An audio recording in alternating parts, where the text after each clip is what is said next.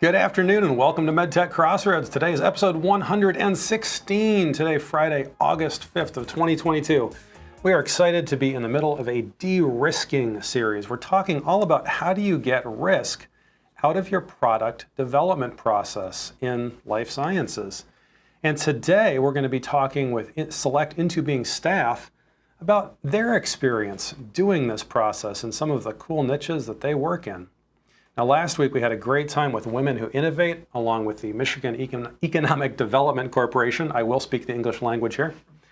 But we're back for week number 6 of de-risking this week. A little bit of local news first, though.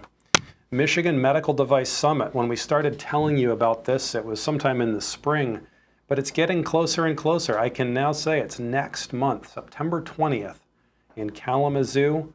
Back for the first time in a couple of years, so it's going to be a not-to-be-missed event with MishBio, Tuesday, September 20th in Kalamazoo, the Michigan Medical Device Summit. Also this, Fast Forward Medical Innovation is having a Research Commercialization 101 webinar, 2 of them actually, the basics of life science product development. Now, this is primarily targeted at university innovators, but it's open to anybody. You can go to their website and register. Session 1 on Monday, August 22nd, right over the lunch hour, is all about mapping stakeholders and identifying the critical stakeholders. Stuff we've talked about on the show before. I think it's going to be great. I encourage people to go to that. Session 2, value proposition design and customer discovery. Another really important topic, especially for those early stage innovators who may not have thought about it before. So both of those can be registered for at this address, innovation.medicine.umich.edu, Research Commercialization 101. We'll leave that up for just a minute in case you're trying to copy that one down. But it should be great from our friends over at the University of Michigan and Fast Forward Medical Innovation. Well, and this is the series we're in right now. We're on week 6, de-risking medical device development. And we promised you that August 5th and August 12th, we'd be talking to select IntoBeing staff about their experiences in the process of de-risking. But let's remind you of this. What is de-risking? Well, the Oxford English Dictionary defines it as this: to make something safer by reducing the possibility that something bad will happen and money will be lost. Now that sounds like just about every medical device development process ever. You've got investors up front who are willing to put forward good hard-earned money to try to develop something in hopes that it'll solve a real human need and that it can be used and make a profit later on it. So while this term is often applied to the financial services industry, it really is applicable to any development project that you'd care to envision.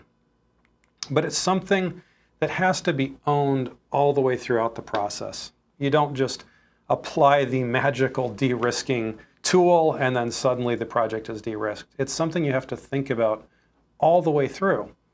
And that's why we're going to be talking with staff today from IntoBeing, because they've each experienced de-risking at various points in projects, and how fun to hear from them about what does it feel like to actually apply some of these techniques at different points throughout the process.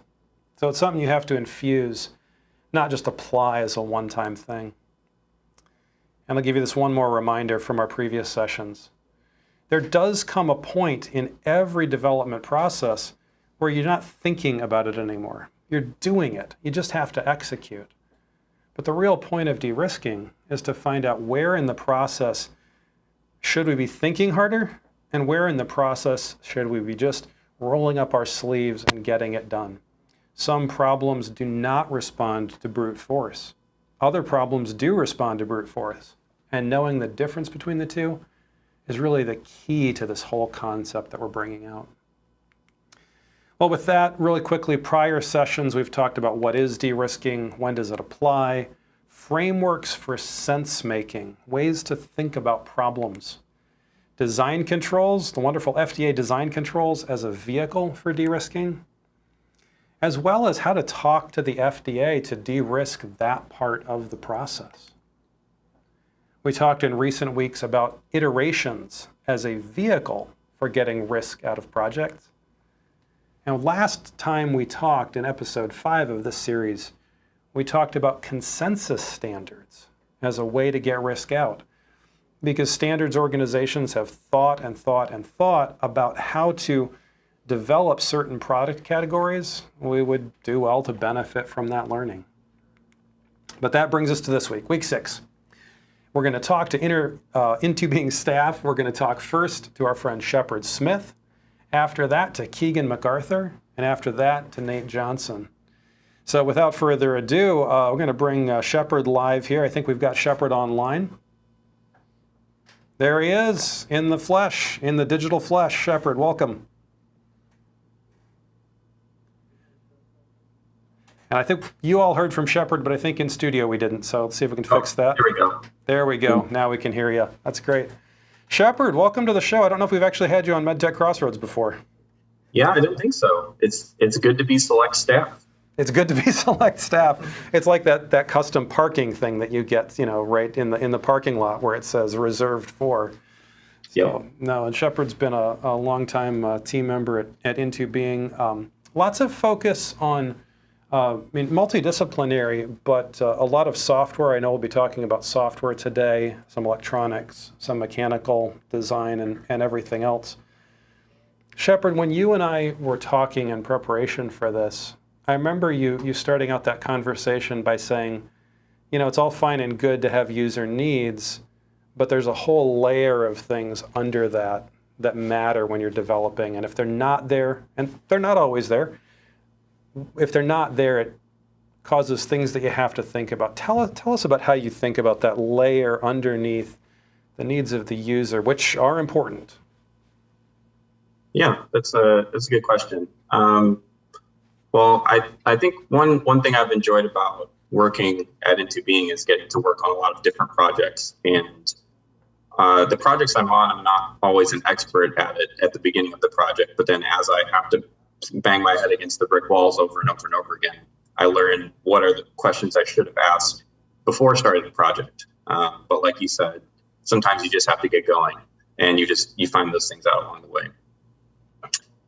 So I think one thing that I picked up is that there's sort of like an abstract way that people can talk about wanting to do something. This vital sign needs to be monitored, and if we do that, it'll be good because it's not monitored very well right now. But then when you start to actually think about building a system that does that, you realize that there are hundreds, thousands of options of the way that you could actually accomplish that. And some of those are better than others. And it's not until you actually get into the development process that you start to figure out, we chose this sensor, but it's actually way over engineered and it costs too much, and this won't be viable long term. Or you pick a processor that wasn't powerful enough because you didn't know it had to do these 4 things that have become features that you didn't know about at first. So I think a lot of that just comes as you're naturally working on something and realizing things that you either didn't think about or couldn't have thought about before actually trying to build it. That's a great example where you think, we're doing it this way, but then over time you discover those things. You had mentioned that that questions were a powerful tool, and sometimes it's questions that you've learned from previous projects. And it's interesting too, because I think you mentioned to me, Shepard, that the worst thing to do is to walk in and say, I know exactly how this should be. I'm just going to do it my way. How do you approach that when you think you know where the problem is? You sort of mentioned to me, okay, don't assume you actually do. But how do you use questions to draw you closer to the right solution? Yeah, well, part of it is, so I have expertise that I'm bringing to a project in that I worked on certain types of systems before. I have a basic understanding of physics and electricity and those sorts of things that you need to know to design something and make a physical thing. But I'm not an expert in the place where the product will be used, the people who will interact with it, or really the need for the device. So someone can explain something to me abstractly again and say, oh, we need to monitor this thing. And if we have better monitoring for this vital sign, for example, then people will want this product and that will be an improvement. But the person telling me about that has all this extra information in their mind that I don't have. Like how big is the room where it's being used? Is it in a hospital, or is it being used remotely or in someone's home? And all of those details are things I need to know or will find out at some point that will affect those design choices. So I think when you start out asking questions, you're letting the person who has had this idea, you're trying to figure out what is in their head that you don't know yet. And because they are an expert at something and a different thing than you're an expert at, and you need both of those expertise coming together to actually make something that works. That's a great way of saying it. You're trying to find their expertise and combine it with yours. I think oftentimes it can seem like, oh, well, you should just have all the answers, but the question is, no, I don't actually have what's in your head right now, so we got to get there. We got to get there first. That's great. You mentioned to me, Shepard, that things like envelopes or margins or buffers were important, especially when requirements aren't clear up front. Can you talk us through how that emerges? I know people understand, like, sure, from a project level, things will always turn out differently than you initially expect it to. But I think you were talking a little bit at a subsystem level. How do you think about charting out territory for such things and then making sure there's enough room for them, or any obfuscated examples of that? Yeah. Well, I feel like abstractly, the difficult thing we're always trying to do is to manage 100 different tensions and limitations and come up with something that actually still works. So, like, from a project standpoint, you have a limitation of time and money. It can't take 50 years to finish this product, and it can't take $50 billion to finish it. And so, working within those constraints, you need to plan the project accordingly. But on a technical side, there's a similar idea of limits with, like in electronics, there's how much memory does something have? How fast can it communicate with other devices? How much power can a battery store? And what size battery would you need to run a device for a certain amount of time or a certain amount of uses? So all of those limitations come together and have to be balanced and in the right way, that it all fits together in a way that is actually innovative and it does work. And you can have a really great battery that'll last for 5 years, but if it makes your device cost triple what it could, then that's probably not going to be a very good device. So I think that having to manage all those tensions is a huge part of that.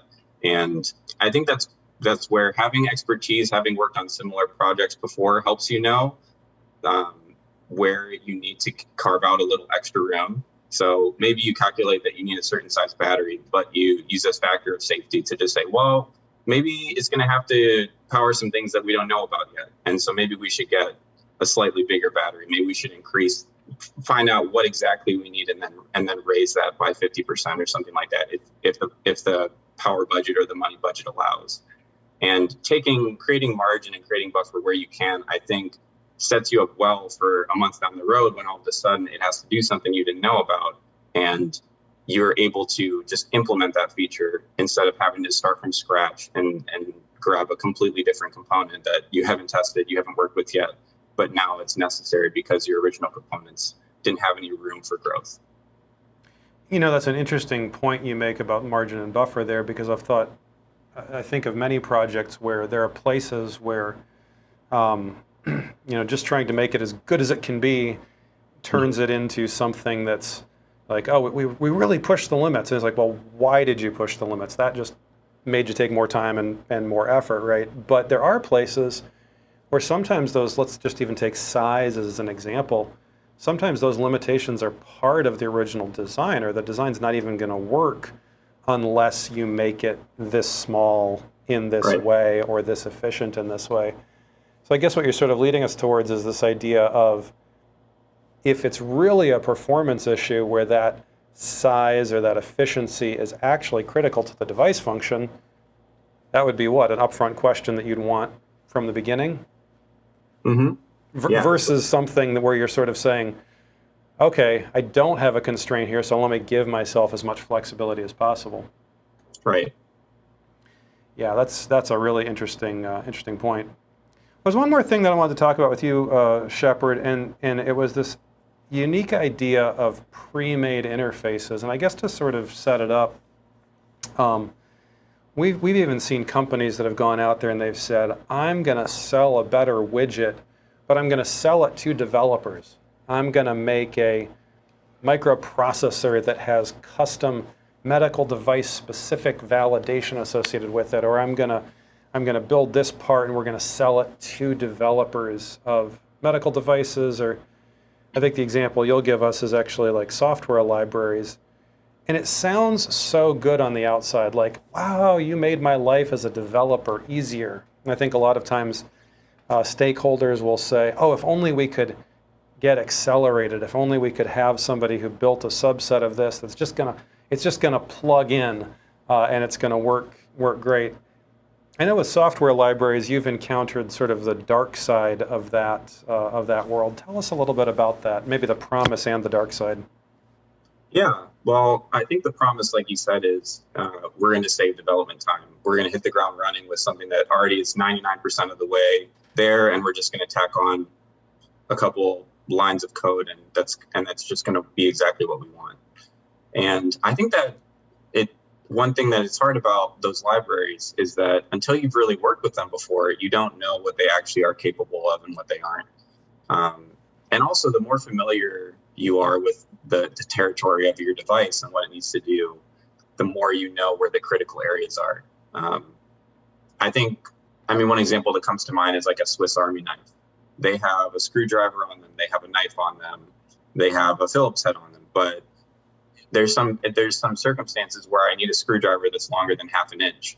And so it really doesn't matter that the Swiss Army knife has that feature on it. It's not good enough to do the thing that I need to do. And I'd rather have just one long screwdriver than the Swiss Army knife that can do a million different things.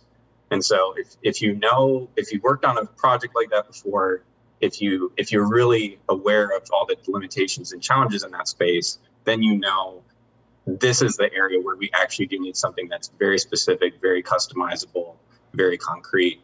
And then there's other areas in the project where maybe you can get away with something that's a bit more bland and sort of, and really anything that can do this will work. So yeah, I've worked on projects where I was trying to use programming languages or just precompiled libraries. And most of the project, it saved a lot of development time and we were able to get up and running very quickly. But once we hit a critical part of the project that absolutely had to be done a specific way, the library wasn't flexible enough to actually have that feature. And so we ended up having to essentially add another component to the system that could do that and interface with this library because it wasn't something the library can do. So that's a great example. I've experienced it. There's definitely benefit. It's just you just never quite know whether that benefit is going to outweigh the cost of that problem you don't know you have yet until you run into it. And worst case scenario, you end up scrapping the whole thing and having to pivot because there might not be a solution for that library to end up working out. That's a phenomenal example. I got a piece of hardware and I could write all the code for that piece of hardware from scratch, but I wouldn't want to do that. I'm going to use a library. And you just said, I ran into an example where the library took me 90% of the way, but that last 10% it wasn't capable and I basically had to just patch over the top of it to make it happen. So it's a really interesting example there. Well, before we finish our segment here, Shepard, I wanted to bring this up, and maybe if we can bring that on the thing, maybe you can just speak for 30 seconds to this graphic.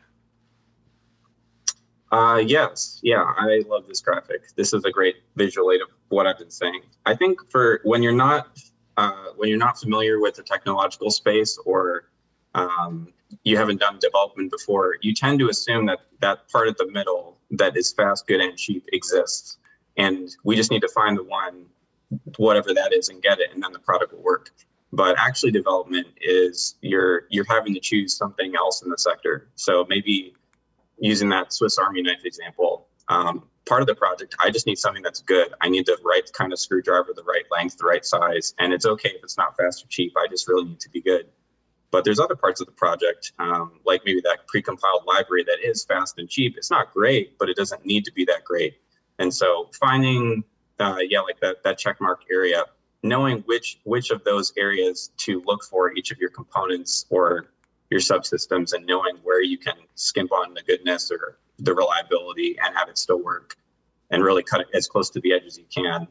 I think that is a lot of what I've been saying. And the more familiar with it you are, the more you understand what you can get away with and where in that Venn diagram you can go to source your ideas. Because even if the middle was possible, it's usually not going to be something that would actually, like you said, you can't be 50 years and $50 million. So that's great. Well, Shepard, I appreciate your being here. I hope you'll stick around. We might have a little bit of time at the end for a little bit of group discussion. So I thank you for spending the time and for all your great work here at Into Being. Thank you.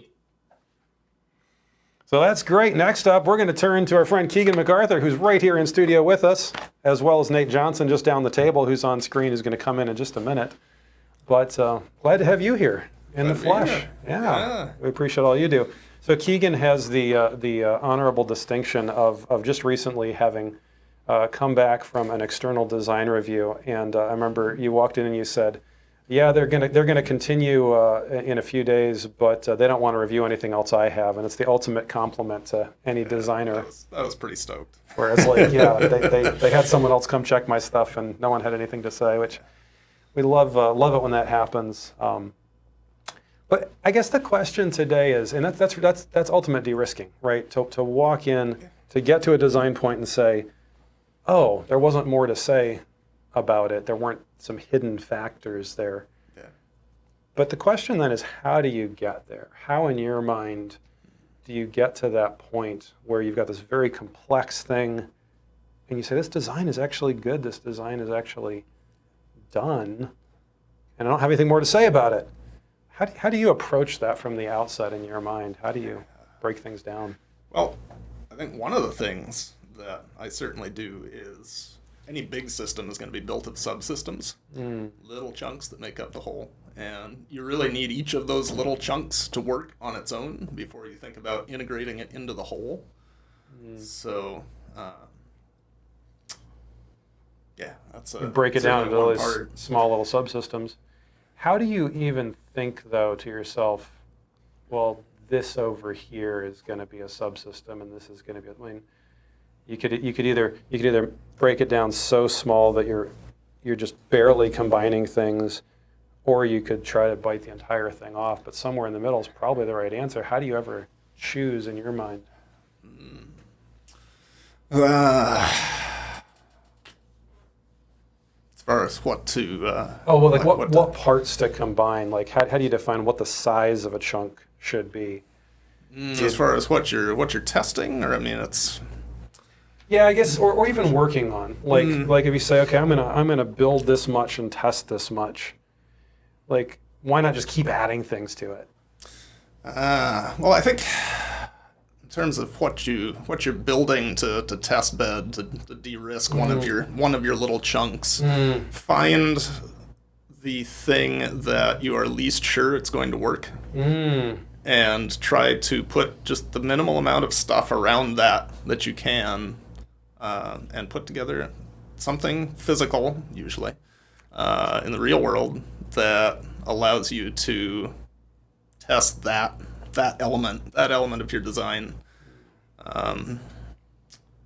You can certainly sit there and run FEA till the cows come home, but in the end, you're building a product, you're building a physical thing, and the real world has to be the arbiter of success for that. So.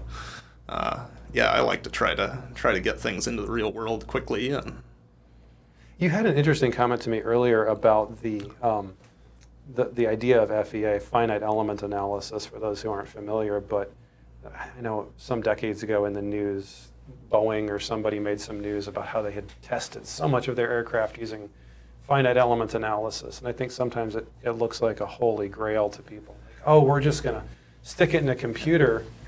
But you made a point to me that the answers are not always right. Not always. It matters a lot how you set up your simulations. And yeah, ultimately, you just can't beat the real world. I mean, we're still crash testing real cars, and you can simulate a lot. I don't mean to be ragging on it, unfairly. I do it too. You should too. But I use FEA. You should too. Yeah, Make the you t-shirt. can make the T-shirt. Put it up on the MTC store. There you go. Oh, yeah, I like a MedTech Crossroads logo there too. But I find myself, certainly in the early stages of things, really just using it as a gross sanity check for things. Okay. It's like, hey, I have a linkage. I don't know if it's strong enough. Well, does it come back as breaking at half the force you need, or is it going to be a factor of safety of 3? Okay, well, if it's 3, then you're probably good to go. Move on. Keep working toward that first test. So as a way to get ideas or to know if your ideas might be in the right range, not a sort of a final confirmation for most things. Yeah, that's how I tend to use it, at least in the early stages of things. Because when you're test bedding, when you're at the early stage of trying to figure out if your little chunk of the Rube Goldberg machine works the way you want it to, you don't need to sit there and optimize it to the nth degree. You just need to get something that you think is going to work the way you want it to, so that you can bring it into the real world and test it. Yeah, that real worldness, I think, is so important. I mean, it's kind of behind the whole lean mentality or the fail fast mentality. Yeah. But failing fast doesn't happen just inside my head, right? It happens in the reality that people can look at. I want to take the audience to something that you and I were talking about, and then we put it on a slide here in a minute. But maybe I'm going to let you tee it up this way. I have actually had people say to me, I can't afford to break it down in as many chunks as you want to break it down. We have to go for the home run. Our only option is to go for the home run. Yeah. Perfect it in the computer, and then it'll spit out everything that Something works magical. Exactly as you want. Yeah. First try. Yeah. In a word, what's your gut response to that? I hope I didn't roll my eyes out loud. Yeah, that's a fallacy. Okay, yeah. Teeing that word up. Yeah. Let's talk about fallacies for a minute. This is actually called the conjunction fallacy. And until you and I were talking in prep for this, I never quite realized that this is well applicable to product development. So this is a great example of our staff teach us. Anything you've ever gotten on the show has only ever come from one of our staff. But this is the conjunction fallacy. It's sometimes called the Linda fallacy. It was formulated by one Amos Tversky and Daniel Kahneman. And this is how they formulated it. So I don't get the credit or the responsibility for how they formulated it, but it goes something like this. Linda is 31 years old, single, outspoken, and very bright. She majored in philosophy. As a student, she was deeply concerned with issues of discrimination and social justice, and also participated in anti-nuclear demonstrations. And so the question if you've got that all in your head, all those elements in your head, the question is this: which is more probable?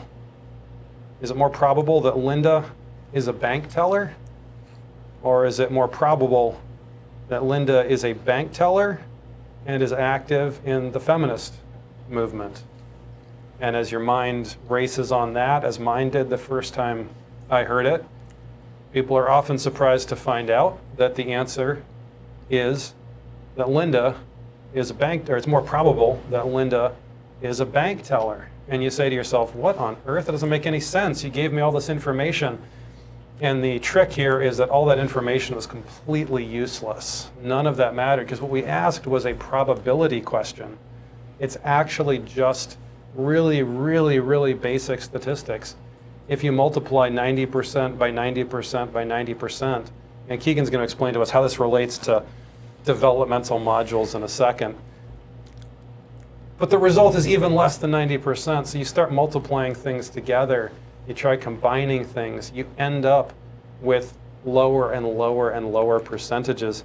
But I guess, Kegan, walk us through this. If I've got the probability of element A working that's less than 100%. What are we talking about there? What's that blue box represent? Yeah, I mean, we can make this say that's your optics assembly. Okay. I don't know. Yeah. I don't know what you're building, but it has optics in it. And that's only going to be one part of the thing, obviously. But if that's a novel thing, if this is one part of your design that maybe is kind of outside the envelope of what's been done before, you can't just look up how all the engineers before you have done it 5,000 times. Your probability that that's going to work first try is pretty low. And so you combine that now, I don't know, maybe you've got some moving elements, maybe there's a little robotic gantry that goes on the thing too. You can have some probability that that's going to work, but that is, in this case, a lot closer to the middle of that envelope of what all the smart engineers have done 5,000 times before, and you can look up. So maybe this one's at 90%, the one before was sort of a 50% thing or whatever. Okay. Yeah.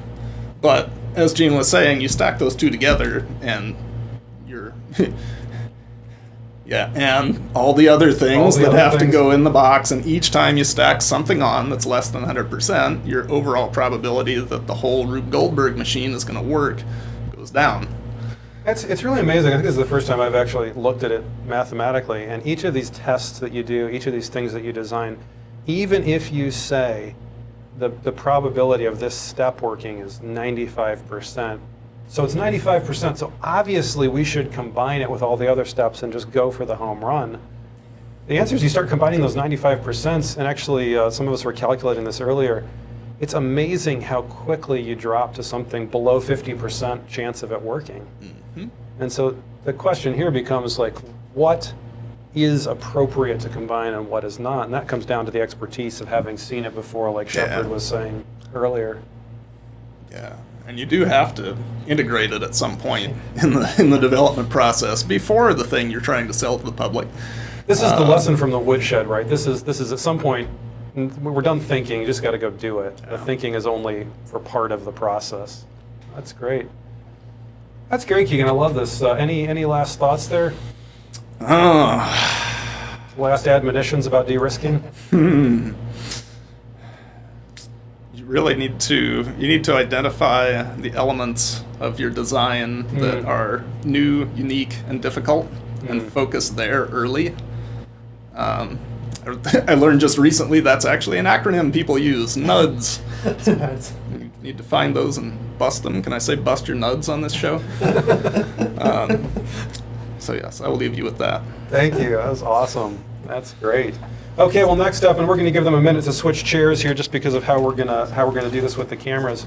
But next up, we're going to welcome Nate Johnson to the show. Nate is also a multidisciplinary engineer with Into Being, but this guy has so many graphical abilities. It's always fun to see what Nate comes up with, and many times early conceptual designs, something that he's got his hands in. Yeah. Welcome to the show, Nate. Oh, glad to be here. Yeah, it's good to have you. Apparently, you've got podcast experience before. Right? I do. Yeah, just a little bit. Take 30 seconds and tell people what that was in relation to. So I'm part of an online racing league. So we all get together and race cars in a simulator. And Into Being has been awesome and has helped sponsor the league, so we can have it broadcasted and everything like an actual racing broadcast. So it's really cool. And we have a podcast on Saturday morning that we're recording.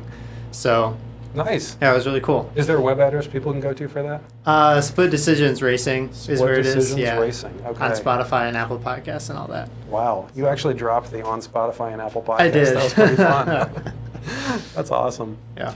Well, when you and I were talking, Nate, about this whole topic, I think you started with this idea of, there is this immense amount of information, some of which you have, some of which you don't have when you're starting. You described it as, how do I get to where the client wants to go, but without being too much in their face with all the details? And just the other week, we started a new client, and they were talking about how, they don't have time to think about all the things they need us to think about, and rightly so. So there's this sort of a magic design box that happens. Yeah. But how do you think about this just from the get-go? Let's let you frame this a little bit before we get into some of the details. Yeah. I think when you're designing something, like you said, it's all about the client needs. So the client's going to say they want this to happen a certain way, and you don't necessarily need to have all the inner workings of the mechanical system or whatever it is out there for them to on the outside of the device or something like that. And so a lot of it is, how can I design it the simplest and best way for them, without having the potential for it to fail or something like that. And that's kind of that magic box that you're talking about, where all that work has to come in so it comes out in a nice package, I guess. Yeah, and it all works. One of the things that you focused my mind on when we were talking was, and even in the show thus far, we've been talking about how, okay, we got to recognize that it's not just the user need, it's also these requirements, it's also these modules, all of which have to work together. But you're kind of bringing us back around full circle a little bit, because if I have this thing, and like you said, all the modules are kind of hanging out at loose ends, we'd probably call that a breadboard, not a finished product. Yeah. I was thinking the other day about what's under the hood of a car, and how weird it would be if you'd never seen under the hood of a car before. You almost couldn't believe what was going on under the hood. And yet, it's actually all under there, and what's happened by the enclosure and the shell and everything is you're actually hiding what's happening, even though it's all happening. Because the driver doesn't need to know that. They just need to be able to get in the car and drive somewhere. Yeah. And it's interesting because it's almost like that last layer of polish of how does the user experience this, that you have to wrap together all of the things we've been talking about. Yeah. How do you think about going through this process, though? We just talked about breaking things down into segments. We talked about not getting trapped by I've got a widget over here that I can just plug in, because you can't always. You often start very, very early in a product's concept, often at the level of like even pencil drawings or things like that. How is your mind working at that point? Walk us through your mental process. You get presented with this thing, it's got to work this way. What do you think, I'm going to do this next? Yeah, I think you have to look at, I think a lot of times you kind of can break it down into like conceptual design, which is like sketches and stuff like that, and then you've got more detailed design, which might be a CAD model, and then you've got like a prototype, which is a test version, like 3D printed or something. And you got all those tools. I think a lot of times it's really easy to fall into kind of a progression where you do all concept sketches, and then you do all prototype, and then you do all something like that. And I think it's more, you have to use all those. They all have different properties, I think, that are useful, but you have to recognize their fallbacks too. So like I like sketching a lot. It's very fast, and you can generate a ton of ideas, but they're very rough, I guess I would say, or they don't convey all the information because they're fast. And so depending on what stage you're at in the development process, one might be better than the other. And so I think that's part of the process is I sit back and kind of think, okay, what do I need right now? What is the client asking for? Do they already know what they want and just want a prototype, or do they only have tasks that they want the thing to do? And we need to figure out how to get there the best way.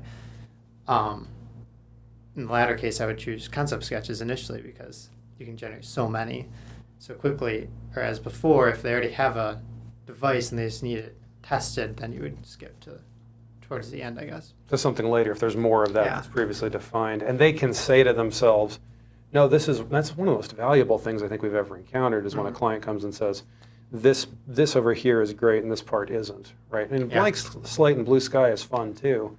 But also when someone can say this is working and this isn't working, that's always a bit of input. And I guess, even in the way that you're speaking of it, we're well beyond a fallacy that we've often seen, and I'd say it happened in previous years more, which is somebody comes and says, I've got an idea, I just need a manufacturer to make it happen, and then I'll have the dollars, I'll make my profit. And you described what's on the next slide here, which is things like conceptual design, detailed design, prototyping, manufacturing. That's maybe more realistic. It looks kind of like a waterfall, like we've seen traditional waterfall diagrams. But I guess elaborate on why this is still not a very complete picture.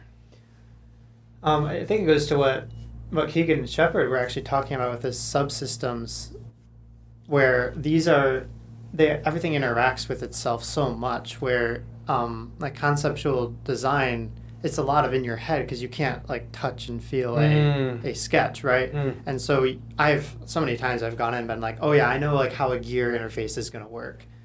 Or I've calculated out the spring constant I need, and then you 3D print it, and friction is worse than I thought, or this didn't fit quite together, or this force on the hand was not what I expected. And then, if you've already thrown out all the other concept design and just skipped right to the end and you've manufactured this thing, oops, that's a big problem.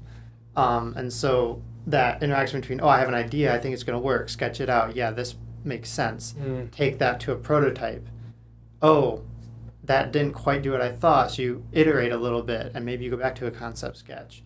Like that kind of thing. Or maybe you just stay right within the CAD space and be like, I can adjust this real quick. I know we were going to get into these later, but like... Yeah, go for it. These two gears, like sometimes when I wasn't exactly sure... We'll show a close-up static picture while you're holding those, because we don't have a close-up camera. Although maybe the guest camera would show that, Steve. But like if instead of going all the way back and doing a conceptual design of like a whole different gear system, maybe you start out and say, I don't know exactly how this gear system needs to work, so I'm going to 3D print 3 right away, and they can just swap out, and that's a really easy way to figure out. These gears here with the two different tooth sizes, you could have printed on the same day and tried both of them. So that's one way that kind of all interacts together.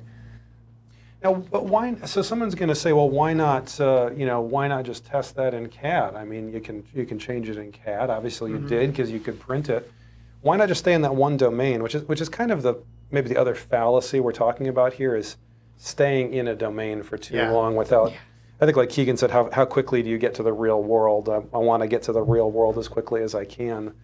But why not? Why in this gear example would you not just stay in CAD?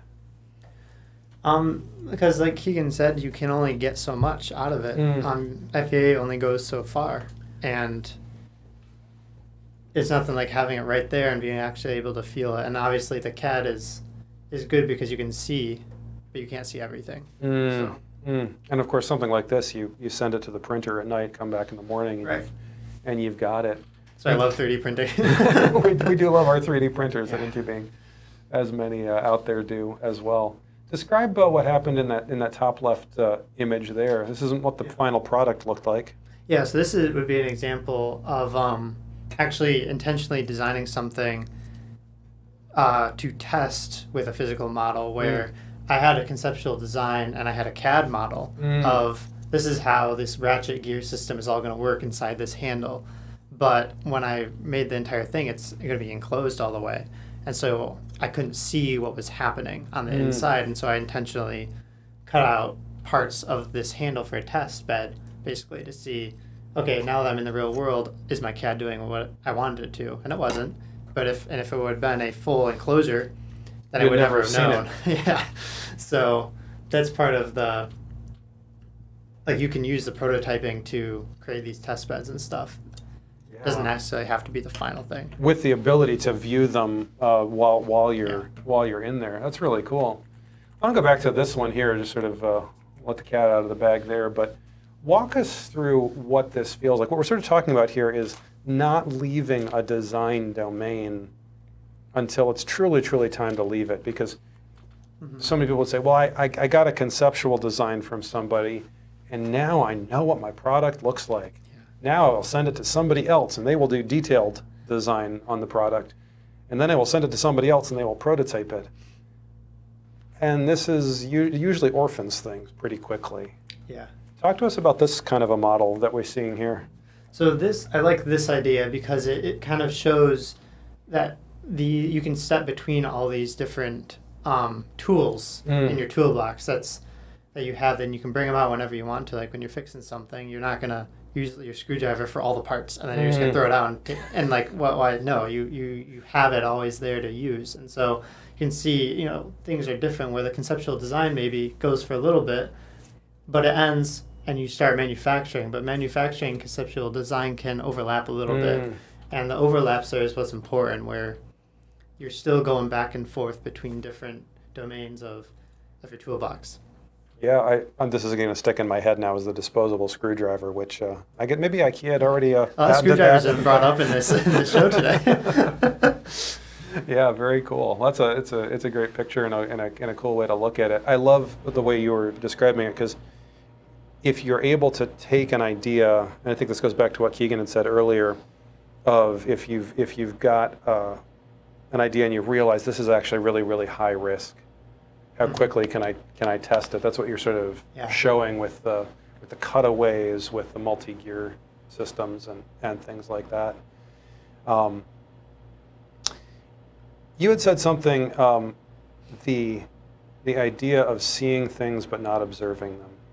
Oh yeah. Tell us just a bit about that. Yeah, that was I like Sherlock Holmes mystery stories, and he would talk to Watson about seeing and observing, and he would say, like, Watson, how long have we lived?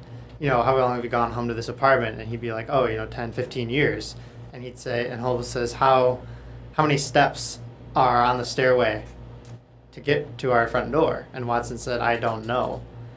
Even though he's been going there 15 years, and Holmes says it's because you see things but you don't observe them. I think a lot of times when you're designing something in your head, you think you know how something's going to work, but until you get out there and actually observe it, that's when the real magic happens, because you can only go so far in your head. Your brain can remember so much of one thing, or maybe you go and you hold a device a certain way and you give it to someone else, and they hold it completely different, because you never thought that someone would look at a device in that way. And so I think you can see in your head how something will work, but until you actually observe the real physical thing, you got to remember that you can't forget to do that. I think it's a really common theme for us in our work. Is you'll say to somebody who's an expert in their field, you'll say, okay, well, I need hard data. I need hard data to go off of. You need to give me this number or this, or the other day it was a depth of some body cavity. And always in the back of your head you're going, well, you just gave me a number, but I don't know how well you know what that, even though that this is your expertise, I don't know if you actually, and if I design the entire device based on that number that you verbally gave me, we're going to be in a world of hurt. So how do you actually validate those inputs? Because what we have in our heads, like you said, we're not always right about it, even if we have expertise in the area, which I think is a fascinating thing. Well, that's great, Nate. Any last thoughts on this whole idea of de-risking for us as we move to a small group time? Yeah, I think it's in design is a great chance to de-risk the design. I think because you have, especially if you don't have as much. Yeah. If you start near the beginning, you have so much potential there, and so many tools you can use. But it's also a time when you can maybe not do the best job and end up in a bad place and have to restart. So. Yeah. So much potential to actually get that risk out at that point. Yeah. Yeah, that's a great point. It's fun. I like it. Well, I don't know if we have the camera set up to bring all of our panelists on at the same time. We might not be able to get the in-room and Shepard at the same time, but we can see if that's a possibility. I'll give Steve a moment to think if that's doable.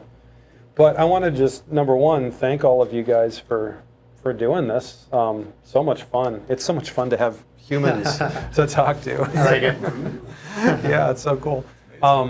And also to give you guys a minute each to reflect maybe on what the other has said. If there's anything that popped out where you're like, I just want to emphasize that point or bring up an additional point in relation to it. Shepard, I think we have you live, even if we don't have you on screen right at the moment. But yeah, any last thoughts that were motivated by anything that anyone else said? Just have that cross-pollination. Yeah, I have one. I feel like I've been writing some software recently and getting into unit testing. And I feel like unit tests remind me of what Nate was saying with the enclosure he printed with holes in it. In that not everything you make in the design process is going to be reflected in the final product. If you're not familiar, unit tests are basically bits of code that you write that will never actually make it onto the final product, but they test the code that is making it onto the final product, and they let you observe things about what is working and what isn't, even before you have a chance to test it in the real world. So in a sense, it's kind of like the CAD equivalent or FMEA equivalent of mechanical design, and that you're running a simulation to catch sort of the low-hanging fruit. So I think the more products I've worked on, I've grown in which I think is if you are someone who hasn't designed something before, you might not value part of the process that doesn't directly lead to results or the final product. But that sort of testing along the way and those sort of intermediary throwaway designs, if you will, do actually have a huge influence on shaping the trajectory and the choices that do influence the final product. Yeah, it's interesting. We're sort of talking around the idea of a straw man, right? This idea of you put something together simply because you know that the process of beating it up is going to teach you so much. And if you had spent all the other time building this into, so Michelangelo's David, did I get that right? Was it? Yeah. I think it was, right, the marble statue. If we build that as our first thing, we've probably not going to achieve that level the first time around. So the straw man, the unit test, the skeletonized device. Test bedding. Yep. Test bedding. Very, very important. It's called in the physical world anyway. Get them done as quickly as you can. That way you're that much further along. Yeah. And you've got something to share that, hey, this is actually, which stakeholders, it's really important for stakeholders to see, this is going to work. We're getting there. We're solving this.